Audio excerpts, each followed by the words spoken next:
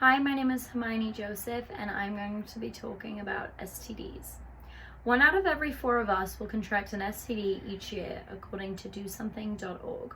The number of cases of STDs is rising due to many reasons. Primarily, there's a lack of sexual education in schools.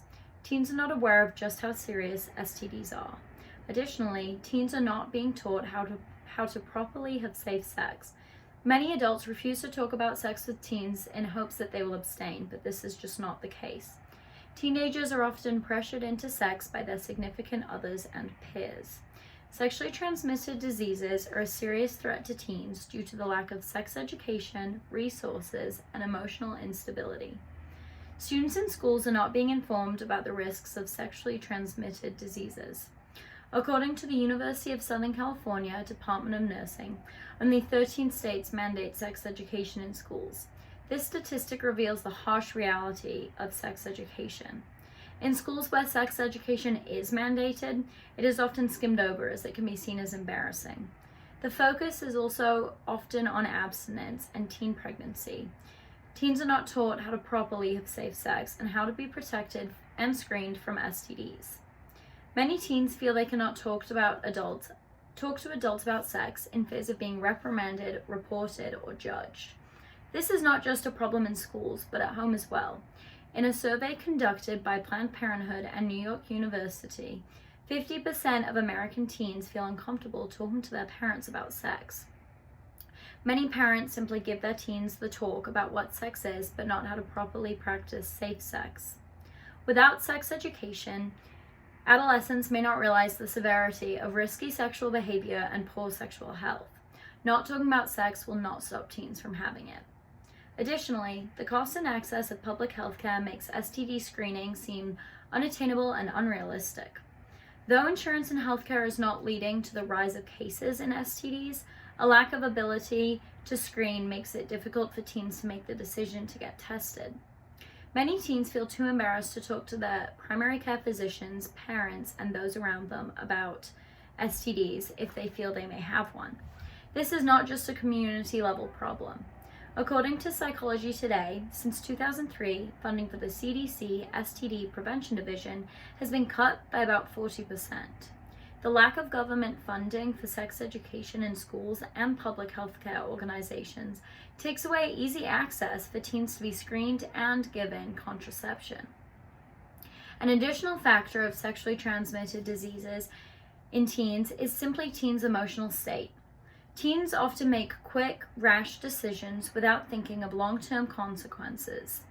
According to the CDC, in a study of adolescents aged 15 to 21 who retrospectively reported their reasons for having sex, 12% of events were attributed to affect management reasons, such as to feel good, feel less depressed, distract oneself, or relax. This reveals that teens have sex for superficial reasons. Risky sexual behavior with many partners makes contact tracing for STDs extremely difficult and near impossible. To help decline the rise of STDs and take away the stigma surrounding sex, we need to make sexual health a requirement for all high school students. We also need teens to be tested on sexual health on standardized tests to display how important it really is. Many organizations have tried to implement programs and laws about sex education, but have been ineffective in staying a priority. According to Advocates for Youth, the Personal Responsibility Education Program, or PrEP, was authorized by Congress as a part of the Affordable Care Act in 2010.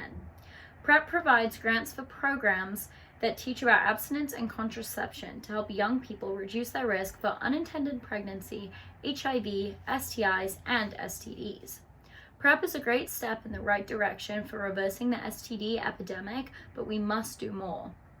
If students are forced to take sex education and be tested on sex education, they will not only be given the facts about risky sexual activity, but also given resources to prevent the spread of STDs.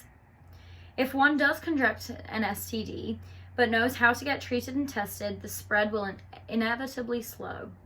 By adding sexual health to standardized tests, students will feel obliged and obligated to ask questions and truly understand sexual health for not just their benefit, but those around them. However, Many individuals believe STD prevention does not need attention and funding, as people could simply abstain from unsafe sex. An article from Psychology Today says that there is always a chance of contracting an STD, even when using a condom. And if one does not want an STD, they should simply abstain from intercourse. Catherine Stalmlis, with a PhD, who writes for Psychology Today, compares sexually transmitted diseases in teens to contracting a cold or the flu in the winter. Illnesses and infections are a part of life, she says. However, being informed on STDs is a critical necessity on public health. STDs do not just affect individuals due to how infectious they can be. Sexually transmitted diseases are a serious threat to teens due to the lack of sex education, resources, and teens' emotional instability.